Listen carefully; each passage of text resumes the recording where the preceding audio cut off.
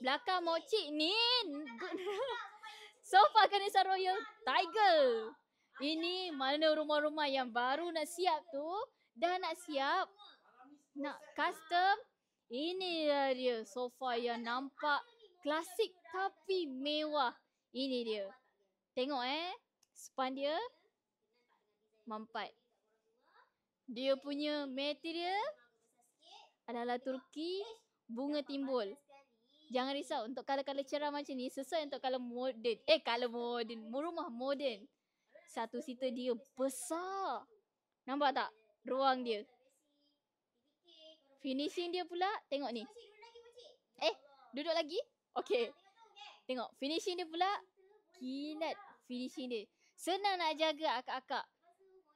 Bawah dia, ruangnya besar.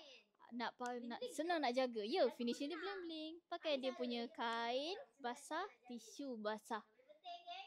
Kan tengok 3 seater dia besar kan. Tapi tengok, still ada kaki bawah untuk tampung. Ni. Satu-satu. Mana tak bestnya? Untuk proses buat Ganesha ni adalah take time 6 bulan ke atas. Lama tak? Sebab apa? Sebab ada proses ubat, kering dalam oven untuk elakkan bubuk anak-anak, untuk elakkan dia crack. That's why untuk buat set macam ni nampak ingat mudah tapi lama cik-cik. Cari. So untuk nak dapat macam ni, range harga ada banyak cik. Cari mochi dekat sini. Gudang Bosijan, nak beli online pun boleh. Just Oje Mochi. Sol.